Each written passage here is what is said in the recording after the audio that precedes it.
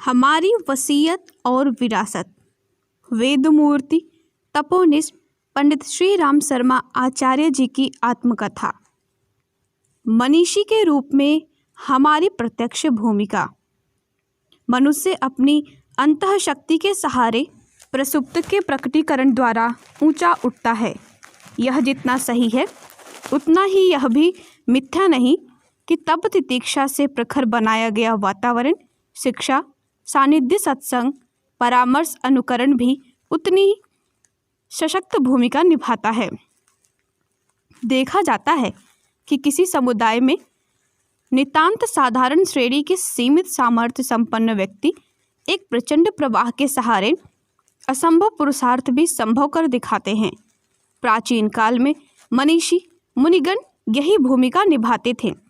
वे युग साधना में निरत रहे, लेखनी वाणी के सशक्त तंत्र के माध्यम से जनमानस के चिंतन को उभारते थे।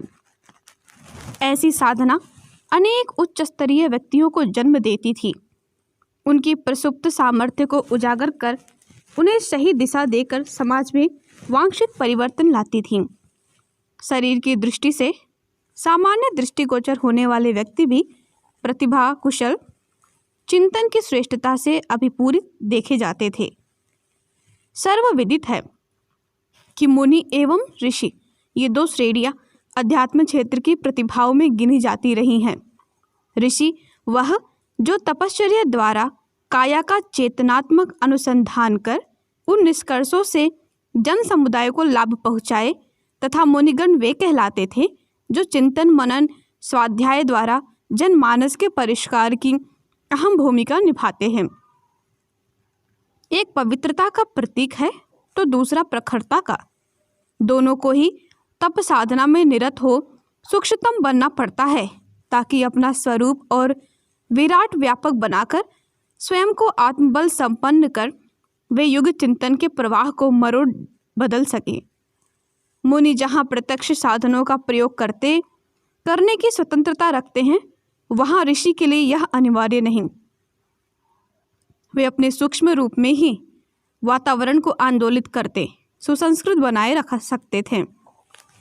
लोक व्यवहार में मनीषी शब्द का प्रायः अर्थ उस महाप्राज्ञ से लिया जाता है जिसका मन उसके वश में हो, जो मन से नहीं संचालित होता अपितु अपने विचारों द्वारा मन को चलाता है। उसे मनीषी एवं ऐसी प्रज्ञा को मनीषी कहा जाता है। शास्त्रकार का कथन है, मनीषा अस्ति ऐशा ते मनीषा न। लेकिन साथ ही यह भी कहा है, मनीषी नस्तु भवन्ति पानानि न भवन्ति। अर्थात मनीषा तो कई होते हैं, बड़े बड़े बुद्धिमान होना अलग बात है। यह पवित्र शुद्ध अंतःकरण रखते हुए सही है। आज संपादक, बुद्धिजीवी, लेखक, अन्वेषक, प्रतिभाशाली वैज्ञानिक तो अनेकानेक हैं, देश देशांतरों में फैले पड़े हैं, लेकिन वे मनीषी नहीं हैं। क्यों? क्योंकि तपः शक्ति द्वारा, अंतः शोधन द्वारा उन्होंने पवित्रता नहीं अर्जित की। साहित्य की आज कहीं कमी है? जितनी पत्र पत्रिकाएं प्रकाशित होती हैं, जितना साहित्य नित्य विश्व भर में छपता है, उस पहाड़ के समान सामग्री को देखते हुए लगता है वास्तव में मनीषी बड़े हैं, पढ़ने वाले भी बड़े हैं। लेकिन इस सब का प्रभाव क्यों नहीं पड़ता? क्यों एक लेखक की कलम कुत्सा भड़काने में ही निरत रहती है एवं उस साहित्य को पढ़कर तुष्टि पाने वालों की संख्या बढ़ती है? इसके कारण ढूंढे जाएं तो वहीं आना होगा जहां कहा गया था, पानानि न भवन्ति। अर्थात यदि इतनी मात्रा में उच्च स्तरीय चिंतन को उत्कृष्ट बनाने वाला साहित्य रचा गया होता एवं उसकी भूख बढ़ाने का मादा जन समुदाय के मन में पैदा किया गया होता, तो क्या वे विकृतियां नजर आती जो आज समाज में विद्यमान हैं? दैनंदिन जीवन की समस्याओं का समाधान यदि संभव है तो वह युग मनीषा के हाथों ही होगा। जैसा कि हम पूर्व में भी कह चुके हैं कि नवयुग आएगा तो विचार शोधन द्वारा ही क्रांति होगी, तो वह लहू और लोहे से नहीं विचारों की विचारों से काट द्वारा होगी। समाज का नवनिर्माण होगा तो वह सद्विचारों की प्रतिष्ठापना द्वारा ही संभव होगा। अभी तक जितनी मलिनता समाज में प्रविष्ट हुई हैं वह बुद्धिमानों के माध्यम से ही हुई हैं। द्वेष, कलह, नस्लवाद, व्यापक नरसंहार जैसे कार्यों में बुद्धिमानों ने ही अग्रणी भूमिका निभाई है। यदि वे सन्मार्गगामी होते, उनके अंतःकरण पवित्र होते, तब ऊर्जा का संबल उन्हें मिला होता तो उन्होंने विधेयात्मक विज्ञान प्रवाह को जन्म दिया होता, सत्साहित्य रचा होता, ऐसे आंदोलन चलाए होते। हिटलर ने जब नीत्शे के सुपरमैन रूपी अधिनायक को अपने में साकार करने की इच्छा की तो सर्वप्रथम सारे राष्ट्र के विचार प्रवाह को उस दिशा में मोड़ा। अध्यापक, वैज्ञानिक वर्ग नाजीवाद का कट्टर समर्थक बना तो उसकी उस निषेधात्मक विचार साधना द्वारा जो उसने मेन कैम्फ के रूप में आरोपित की, बाद में सारे राष्ट्र के पाठ्यक्रम एवं अखबारों की धारा का रुख उसने उस दिशा में मोड़ दिया जैसा कि वह चाहता था। जर्मन राष्ट्र नस्लवाद के अहम में सर्वश्रेष्ठ जाति का प्रतीक होने के गर्वोन्माद में उन्मत्त हो व्यापक नरसंहार कर स्वयं ध्वस्त हो गया। यह भी मनीषा के एक मोड़ की परिणति है, ऐसे मोड़ की जो सही दिशा में होता तो ऐसे समर्थ संपन्न राष्ट्र को कहाँ से कहाँ ले जाता। कार्ल मार्क्स ने सारे अभावों में जीवन जीते हुए अर्थशास्त्र रूपी ऐसे दर्शन को जन्म दिया जिसने समाज में क्रांति ला दी। पूंजीवाद किले ढहते चले गए एवं साम्राज्यवाद 2/3 धरती से समाप्त हो गया। दास कैपिटल रूपी इस रचना ने एक नवयुग का शुभारंभ किया जिसमें श्रमिकों को अपने अधिकार मिले एवं पूंजी के समान वितरण का यह अध्याय खुला जिसमें करोड़ों व्यक्तियों को सुख चैन की स्वावलंबन प्रधान जिंदगी जी सकने की स्वतंत्रता मिली। रूसों ने जिस प्रजातंत्र की नींव डाली थी, उपनिवेशवाद या साम्राज्यवाद के पक्षधर शोषकों की रीति नीति ही उसकी प्रेरणा स्रोत होगी। मताधिकार की स्वतंत्रता, बहुमत के आधार पर प्रतिनिधित्व का दर्शन विकसित न हुआ होता यदि रूसों की विचारधारा ने व्यापक प्रभाव जन समुदाय पर न डाला होता तो जिसकी लाठी उसकी भैंस की नीति ही सब जगह चलती, कोई विरोध तक न कर पाता। जागीरदारों एवं उत्तराधिकार के आधार पर राजा बनने वाले अनगढ़ों का ही वर्चस्व होता है। इसे एक प्रकार की मनीषा प्रेरित क्रांति कहना चाहिए कि देखते देखते उपनिवेश समाप्त हो गए, शोषक वर्ग का सफाया हो गया। इसी संदर्भ में हम कितनी ही बार लिंकन एवं लूथर किंग के साथ साथ उस महिला हैरियट स्टोक का उल्लेख करते रहे हैं जिसकी कलम से कालों को गुलामी के चंगुल से मुक्त कराया। प्रत्यक्षतः यह युग मनीषा की भूमिका है। बुद्ध की विवेक एवं नीतिमत्ता पर आधारित विचार क्रांति एवं गांधी, पटेल, नेहरू द्वारा पैदा की गई स्वातंत्र्य आंदोलन की आंधी उस परोक्ष मनीषी की प्रतीक है जिसने अपने समय में ऐसा प्रचंड प्रवाह उत्पन्न किया कि युग बदलता चला गया। उन्होंने कोई विचारोत्तेजक साहित्य रचा हो, यह भी नहीं। फिर यह सब कैसे संभव हुआ? यह तभी हो पाया जब उन्होंने मुनि स्तर की भूमिका निभाई, स्वयं को तपाया, विचारों में शक्ति पैदा की एवं उससे वातावरण को प्रभावित किया। परिस्थितियां आज भी विषम हैं। वैभव और विनाश के झूले में झूल रही मानव जाति को उबारने के लिए आस्थाओं के मर्मस्थल तक पहुंचना होगा और मानवीय गरिमा को उभारने, दूरदर्शी विवेकशीलता को जगाने वाला प्रचंड पुरुषार्थ करना होगा। साधन इस कार्य में कोई योगदान दे सकते हैं, यह सोचना भ्रांतिपूर्ण है। दुर्बल आस्था अंतराल को तत्व दर्शन और साधना प्रयोग के उर्वरक की आवश्यकता है। अध्यात्मवेत्ता इस मरुस्थल की देखभाल करने की जिम्मेदारी अपने ऊपर लेते। वह समय समय पर समव्याप्त भ्रांतियों से मानवता को उबारते हैं। अध्यात्म की शक्ति विज्ञान से भी बड़ी है। अध्यात्म ही व्यक्ति के अंतराल में विकृतियों के माहौल से लड़ सकने, निरस्त कर पाने वाले सक्षम तत्वों की प्रतिष्ठापना कर पाता है।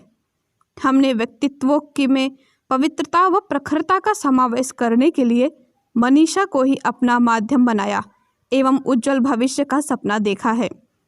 हमने अपने भावी जीवन क्रम के लिए जो महत्वपूर्ण निर्धारण किए हैं, उनमें सर्वोपरि है लोक चिंतन को सही दिशा देने हेतु एक ऐसा विचार प्रवाह खड़ा करना जो किसी भी स्थिति में अवांछनीयताओं की को टिकने ही न दे। आज जन समुदाय के मन मस्तिष्क में जो दुर्गति घुस पड़ी है, उसी की परिणति ऐसी परिस्थितियों के रूप में नजर आती है जिन्हें जटिल भयावह समझा जा रहा है।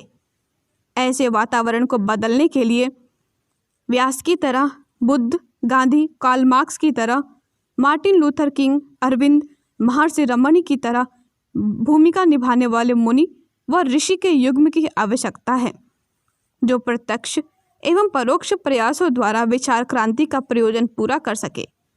यह पुरुषार्थ अंतः क्षेत्र की प्रचंड तप साधना द्वारा ही संभव हो सकता है। इसका प्रत्यक्ष रूप युग मनीषा का हो सकता है, जो अपनी शक्ति द्वारा उत्कृष्ट स्तर का साहित्य रच सके, जिसे युगांतरकारी कहा जा सकता। अखंड ज्योति के माध्यम से जो संकल्प हमने आज से 47 वर्ष पूर्व लिया था, उसे अनवरत निभाते रहने का हमारा नैतिक दायित्व है। युग ऋषि की भूमिका अपने परोक्ष रूप में निभाते हुए जन अनुसंधानों की पृष्ठभूमि बनाने का हमारा मन था, जो वैज्ञानिक अध्यात्म का प्रत्यक्ष रूप इस तर्क, तथ्य, प्रमाणों को आधार मानने वाले समुदाय के समक्ष रख सके। आज चल रहे वैज्ञानिक अनुसंधान यदि उनसे कुछ दिशा लेकर सही मार्ग पर चल सके तो हमारा प्रयास सफल माना जाएगा। आत्मानुसंधान के लिए अन्वेषण कार्य किस प्रकार चलना चाहिए, साधना उपासना का वैज्ञानिक आधार क्या है, बना शक्तियों के विकास में साधना उपचार किस प्रकार सहायक सिद्ध होते, ऋषिकालीन आयुर्वेद विज्ञान का पुनर्जीवन का कर शारीरिक एवं मानसिक स्वास्थ्य को कैसे अक्षुण्ण बनाया जा सकता है, गायत्री की शब्द शक्ति एवं यज्ञाग्नि की ऊर्जा कैसे व्यक्तित्व को सामर्थ्यवान एवं पवित्र तथा काया को जीवनी शक्ति संपन्न बनाकर प्रतिकूलताओं से जूझने में समर्थ बना सकती है। ज्योतिर्विज्ञान के चिर पुरातन प्रयोगों के माध्यम से आज के परिप्रेक्ष्य में मानव समुदाय को कैसे लाभान्वित किया जा सकता है, ऐसे अनेक पक्षों को हमने अथर्ववेदीय ऋषि परंपरा के अंतर्गत अपने शोध प्रयासों में अभिनव रूप में प्रस्तुत कर दिया है। हमने उनका शुभारंभ कर बुद्धिजीवी समुदाय को एक दिशा दी है, आधार खड़ा किया है। परोक्ष रूप में हम उसे सतत पोषण देते रहेंगे। सारे वैज्ञानिक समुदाय का चिंतन इस दिशा में चल पड़े, आत्मिकी के अनुसंधान में अपनी प्रज्ञा नियोजित कर वे स्वयं को धन्य बना सके, ऐसा हमारा प्रयास रहेगा। सारी मानव जाति को अपनी मनीषी के द्वारा एवं शोध अनुसंधान के निष्कर्षों के माध्यम से लाभान्वित करने का हमारा संकल्प सूक्ष्मीकरण तपश्चर्या की स्थिति में और भी प्रखर रूप ले रहा है। इसकी परिणतियां आने वाला समय बताएगा। विनाश नहीं सृजन, हमारा भविष्य कथन। अगला समय संकटों से भरा पूरा है। इस बात को विभिन्न मूर्धन्यों ने अपने अपने दृष्टिकोण के अनुसार विभिन्न प्रकार के जोरदार शब्दों में कहा। ईसाई धर्म ग्रंथ बाइबल में जिस 7 टाइम्स में प्रलय काल जैसी विपत्ति आने का उल्लेख किया है, उसका ठीक समय यही है। इस्लाम धर्म में 14वीं सदी के महान संकट का उल्लेख है। भविष्य पुराण में इन्हीं दिनों महती विपत्ति टूट पड़ने का संकेत है। सिखों के गुरु ग्रंथ साहिब में भी ऐसी ही अनेक भविष्यवाणियां हैं। कवि सूरदास ने इन्हीं दिनों विपत्ति आने का इशारा किया था। मिस्र के पिरामिडों में भी ऐसे ही शिलालेख पाए गए हैं। अनेक भारतीय भविष्य वक्ताओं ने इन दिनों भयंकर उथल पुथल के कारण अध्यात्म आधार पर और दृश्य गणित ज्योतिष के सहारे ऐसी ही संभावनाएं व्यक्त की हैं। पाश्चात्य देशों में जिन भविष्यवक्ताओं की धाक है और जिनकी भविष्यवाणियाँ 99% सही निकलती रही हैं, आर्थर क्लार्क, नोस्ट्राडेमस, मदर स्पिंगटन, आनंदाचार्य आदि ने इस समय के संबंध में जो संभावनाएं व्यक्त की हैं वे भयावह हैं। कोरिया में पिछले दिनों समस्त संसार के दैवज्ञों का एक सम्मेलन हुआ था। उसमें भी डरावनी संभावनाओं की ही आगाही व्यक्त की गई थी। टोरंटो, कनाडा में संसार भर के भविष्य विज्ञान विशेषज्ञों का एक सम्मेलन हुआ था, जिसमें वर्तमान परिस्थितियों का पर्यवेक्षण करते हुए कहा था कि बुरे दिन अति समीप आ रहे हैं। ग्रह नक्षत्रों के पृथ्वी पर पड़ने वाले प्रभावों को समझने वालों ने इन दिनों सूर्य पर बढ़ते धब्बों और लगातार पड़ने वाले सूर्य ग्रहणों का धरती निवासियों के लिए हानिकारक बताया है। इन दिनों सन 85 के प्रारंभ में उदय हुआ हैली धूमकेतु की विषैली गैसों का परिणाम पृथ्वीवासियों के लिए हानिकारक बताया गया है। सामान्य बुद्धि के लोग भी जानते हैं कि अंधाधुंध बढ़ती हुई जनसंख्या के लिए अगले दिनों अन्य जन तो क्या सड़कों पर चलने का रास्ता तक न मिलेगा।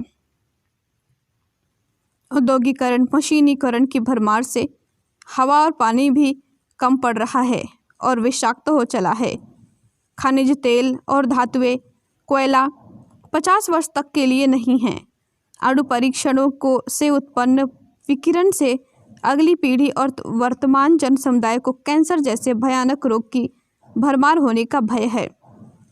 कहीं अणु युद्ध हो गया तो इससे न केवल मनुष्य वरन अन्य प्राणियों और वनस्पतियों का भी सफाया हो जाएगा। असंतुलित हुए तापमान के ध्रुवों की बर्फ पिघल पड़ने, समुद्र में तूफान आने और हिमयुग के लौट पड़ने की संभावना बताई जा रही है और अनेक प्रकार के संकटों के अनेकानेक कारण विद्यमान हैं। इस संदर्भ में साहित्य इकट्ठा करना हो तो उनसे ऐसी संभावनाएं सुनिश्चित दिखाई पड़ती हैं जिनके कारण इन वर्षों में भयानक उथल पुथल हो। सन 2000 में युग परिवर्तन की घोषणा है। ऐसे समय में भी विकास से पूर्व, विनाश की ढलाई से पूर्व गलाई की संभावना का अनुमान लगाया जा सकता है। किसी भी पहलू से विचार किया जाए, प्रत्यक्षदर्शी और भावनाशील मनीषी भविष्यवक्ता इन दिनों विश्व संकट को अधिकाधिक गहरा होता देखते हैं। पत्रकारों और राजनीतिज्ञों के क्षेत्रों में इस बार एक अत्यधिक चिंता यह संव्याप्त है कि इन दिनों जैसा संकट मनुष्य जाति के सामने है वैसा मानवीय उत्पत्ति के समय से कभी भी नहीं आया। शांति परिषद अनेक संस्थाएं इस बात के लिए प्रयत्नशील हैं कि महाविनाश का जो संकट सिर पर छाया हुआ है वह किसी प्रकार टले। छुटपुट लड़ाइयाँ तो विभिन्न क्षेत्रों में होती ही रहती हैं। शीत युद्ध किसी भी दिन महाविनाश के रूप में विकसित हो सकता है, यह अनुमान हर कोई लगा सकता है। भूतकाल में भी देवासुर संग्राम होते रहे हैं, पर जनजीवन के सर्वनाश की प्रत्यक्ष संभावना का सर्वसम्मत ऐसा अवसर इससे पूर्व कभी भी नहीं आया। इन संकटों को ऋषिकल्प सूक्ष्मधारी आत्माएं भली प्रकार देख और समझ रही हैं। ऐसे अवसरों पर वे मौन नहीं रह सकती। ऋषियों के तप स्वर्ग, मुक्ति एवं सिद्धि प्राप्ति करने के लिए नहीं है। उपलब्धियां तो आध्यात्मिक जीवन में प्रवेश करने वाले स्थूल शरीरधारी भी प्राप्त कर लेते हैं। यह महान मानवों को प्राप्त होने वाली विभूतियां हैं। ऋषियों को भगवान का कार्य संभालना पड़ता है और वे उसी प्रयास को लक्ष्य मानकर संलग्न रहते हैं। हमारे ऊपर जिन ऋषि का दैवी सत्ता का अनुग्रह है, उनने सभी कार्य लोकमंगल के निमित्त कराए हैं। आरंभिक 24 महापुरुष ऋण भी इसी निमित्त कराए हैं कि आत्मिक समर्थता इस स्तर की प्राप्त हो सके जिसके सहारे लोकमंगल के अति महत्वपूर्ण कार्यों को संपन्न करने में कठिनाई ना पड़े। विश्व के ऊपर छाए हुए संकटों को टालने के लिए उन्हें चिंता है। चिंता ही नहीं, प्रयास भी किए हैं। इन्हीं प्रयासों में एक हमारे व्यक्तित्व को पवित्रता और प्रखरता से भर देना भी है।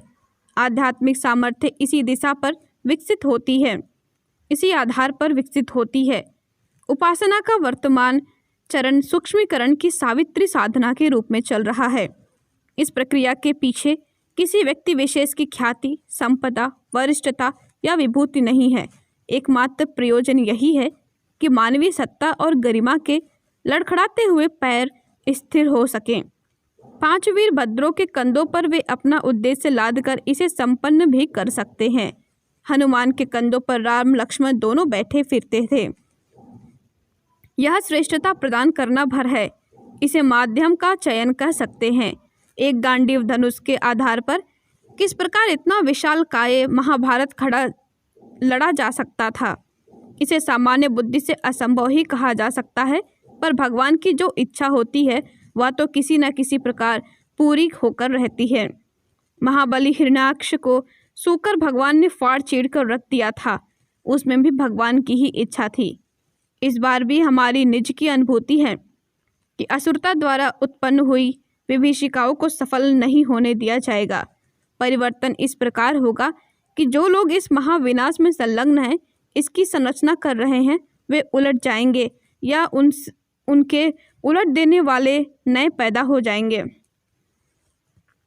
विश्व शांति में भारत की निश्चित ही कोई बड़ी भूमिका हो सकती है। समस्त संसार के मूर्धन्यों, शक्तिवानों और विचारवानों की आशंका एक ही है कि विनाश होने जा रहा है। हमारा अकेले का कथन यह है कि उल्टे को उलट कर ही सीधा किया जाएगा। हमारे भविष्य कथन को अभी ही बड़ी गंभीरता पूर्वक समझ लिया जाएगा। विनाश की घटनाओं को तूफानी प्रवाह अगले दिनों उड़ाकर कहीं ले जाएगा और अंधेरा चीरते हुए प्रकाश से भरा वातावरण दृष्टिगोचर होगा। यह ऋषियों के पराक्रम से ही संभावित है। इसमें कुछ दृश्यमान व कुछ परोक्ष भूमिका भी हो सकती है। यह मानकर चलना चाहिए कि सामान्य स्तर के लोगों की इच्छा शक्ति भी काम करती है। जनमत का भी दबाव पड़ता है। जिन लोगों के हाथ में इन दिनों विश्व की परिस्थितियां बिगाड़ने की क्षमता है, उन्हें जागृत लोकमत के सामने झुकना ही पड़ेगा। लोकमत को जागृत करने का अभियान प्रज्ञा आंदोलन द्वारा चल रहा है।